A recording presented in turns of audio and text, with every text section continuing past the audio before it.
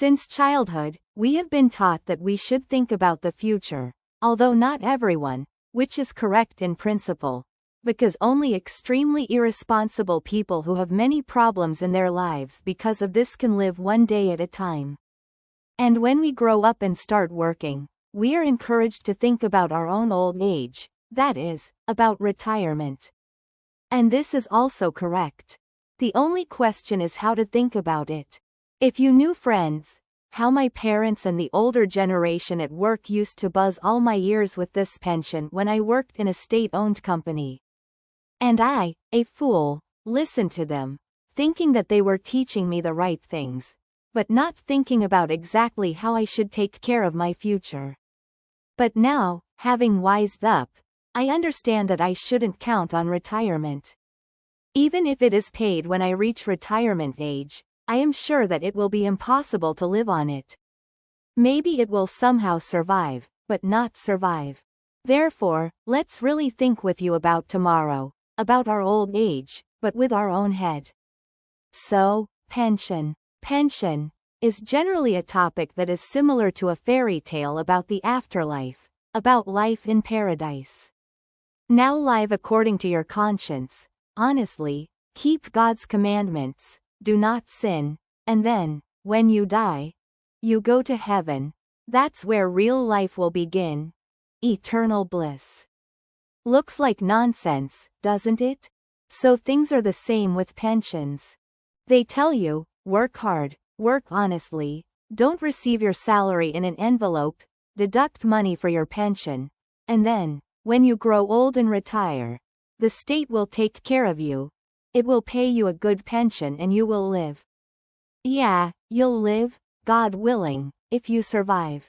I see from my old people, who worked their whole lives in filthy Soviet factories, which the oligarchs have now appropriated for themselves, what it is like.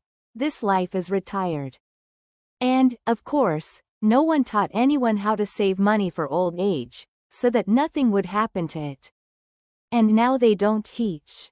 In short, I think you shouldn't believe in a pension, because already now many old people cannot live on it and therefore are forced to work, and in the future, when there is even less working age population, and on the contrary there are more old people, you won't be able to count on a pension at all.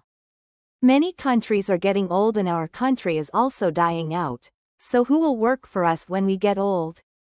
Who will they take money from for our pension? This is still unclear, and in general, it's too naive to count on the state.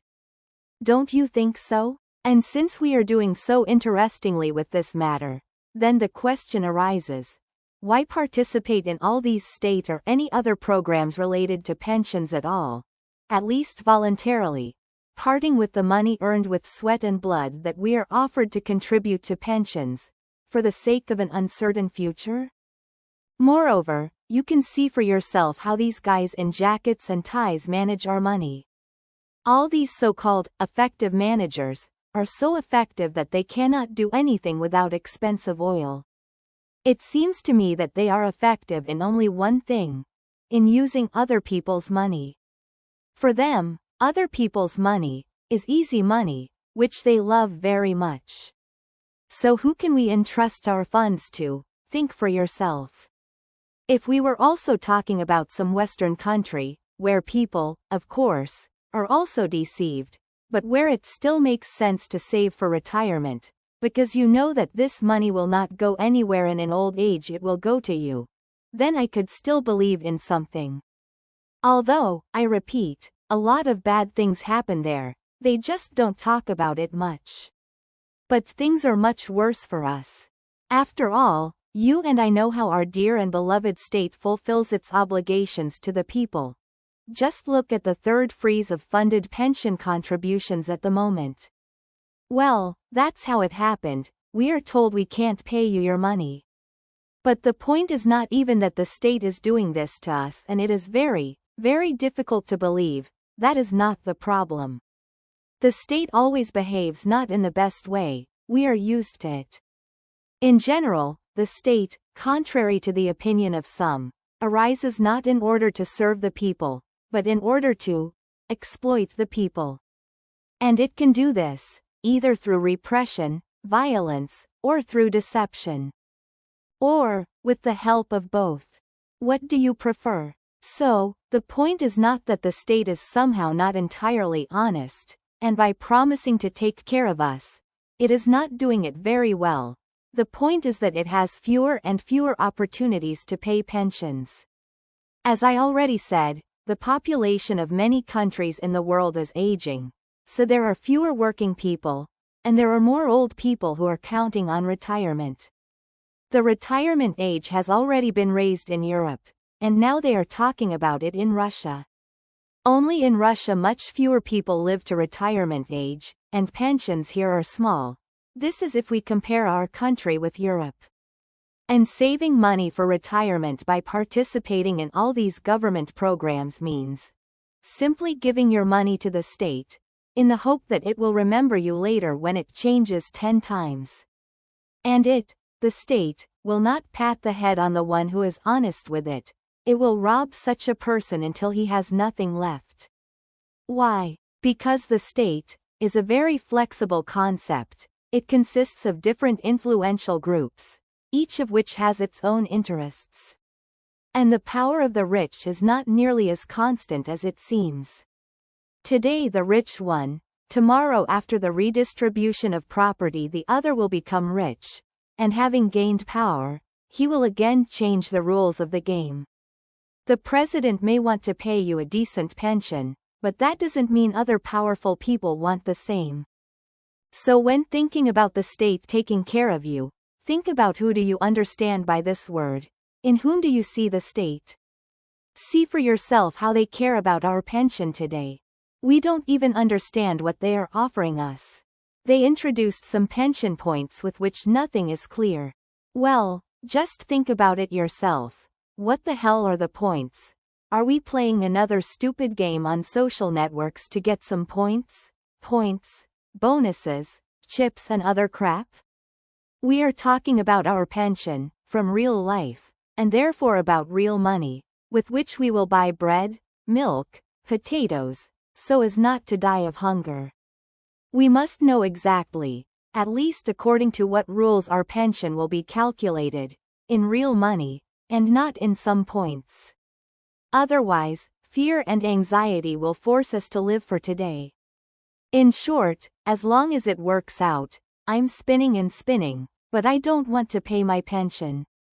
And if they don't want to pay you a pension, offering to do complex calculations of some kind of points, then not only does it not make sense to save money for your pension according to the proposed rules, but in general, you have to seriously think about how we will live, how you will live in old age.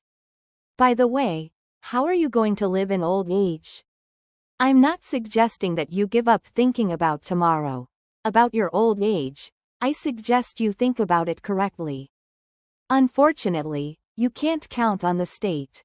It is not only able to come up with a lot of tricks to avoid paying you anything in old age, or to pay you, but it's monstrously small, but in general, it's unknown what it will be like in the future. We don't know who will rule us when we retire, but what we know is that when the government in our country changes, so do the rules of the game. You can predict different futures, you can even assume that you will not live to old age, and this is possible. We all understand this. But the most important thing is that with a change of power in our country, as I already said, the rules of the game, or rather, the rules of life, change. In our country, as soon as the governor changes in one of the regions, all the rules in this area will immediately change. Some businessmen will be squeezed, others, their own will be given privileges. In general, money and power have always been closely connected everywhere, you understand, so you never know what to expect from the next king in a single province. What can we say about the whole country? Everything changes very much in it when a new government comes. The state does not provide its citizens with services in an appropriate way, including in the form of caring for their old age. It owns its citizens, mercilessly exploits them, squeezing all the juice out of them, and offers those who survived and lived to old age, a rather poor life. And this happens not only in our country, so think carefully about how you will live in old age. And think about how to live to see it too. There is no need to shift responsibility for your old age to the state, hoping that it will provide you with a decent life when you cannot feed yourself. After all, even if it wants to take care of you, it most likely will not be able to.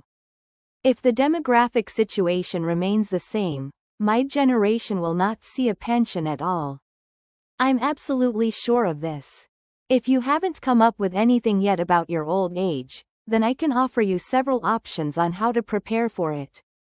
Option 1. Leave, or, as we now say, get out. I mean, you can find a good job in another, normal country, where people have always been paid and will be paid a pension. Well, with a high degree of probability. Where in any case you can save money for old age, knowing that no one will steal it, and in general, where you can be calm about your old age. In general, I suggest you emigrate. Of course, we are talking about countries where life is better, where problems with money are not as acute as ours. I didn't come up with this trick. People have been using this opportunity for a long time, since our citizens were allowed to leave their country. Especially many of our oligarchs and politicians love to live in the West, and not in their own country. They have long reserved places for themselves over the hill. They have families there, in the West, and money. The children of our prominent politicians and oligarchs study at Western universities, their wives live in Europe and America, and they keep their money there. Here, take an example from them if you want your old age to be normal. If those who have money and power do not trust the territory under their control, in fact, do not trust their own economy, then what can we say about us? Who should we trust? Who should we count on? In general, keep in mind this option, which allows you to take care of your old age in a completely modern way. It is very practical. To be honest, I would never have thought before that I would advise such a thing. I have always dreamed that in my own country, in my own home, everything would be fine, that people would come here, and not from here. But, alas, the harsh reality disappointed me, and now it seems to me that no one is going to do good here. This is, of course, my personal opinion, which may well turn out to be wrong. I'd like to be wrong. Because leaving here is not easy, and even to developed countries, where no one except the best specialists, so to speak, brains, is waiting with open arms. So this option is not convenient for everyone. There is another option to take care of your old age, to become an awesome specialist in some intellectual and at the same time in demand field, in which with age a person becomes no less, but more in demand and where he can work, despite old age. Well, let's say you can become a writer, or some kind of advisor on certain issues, consultant, thinker. Then you can make smart money until you get out of your mind. In short, if you are needed, even if you are old, then you will not be left without money. It's obvious. Therefore, learn something that will feed you in old age. It is clear that you will not be able to carry sleepers, oil, gas, coal in old age, and you will not be able to do many other things that relate primarily to physical labor. But your head can feed you for a long time, even when you are old, so develop it. Again, I don't know what intellectual professions will be in demand in our raw materials country. Perhaps intellectuals will soon not be needed here at all. But for now, it seems, all these shrapnel buildings are being built, so there is hope that this country will still need smart people. But in any case, if you are a good specialist in some intellectual field, you will be in demand, if not in your own country, then definitely in another country. So, develop, in the future, when you have less dope and you cannot do physical work even if you want, it is your head that can feed you. Your brains, this is your pension.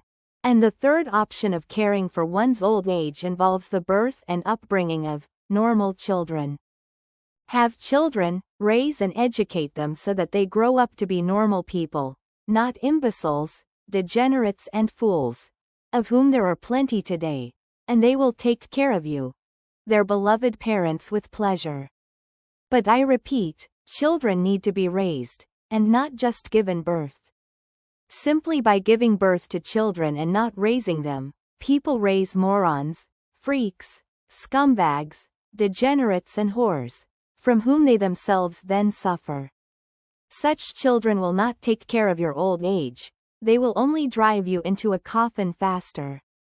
This, by the way, is a very important topic: raising normal children. After all, why today do many stupid parents disfigure their children, smack them, humiliate them, insult them, beat them? Not only because such parents are moral monsters, but also because they do not connect their future well-being with their children. They do not count on their children, but on the state, which deliberately has closed the imaginary well-being of most people on itself. So many parents pray to the state, which, in their opinion, should take care of them in old age. And the children, to hell with them. Let them pick and survive as they want. But if the state did not promise people a pension, then many more parents would take care of their children. I'm not saying that children need to be born just so that they take care of you in old age.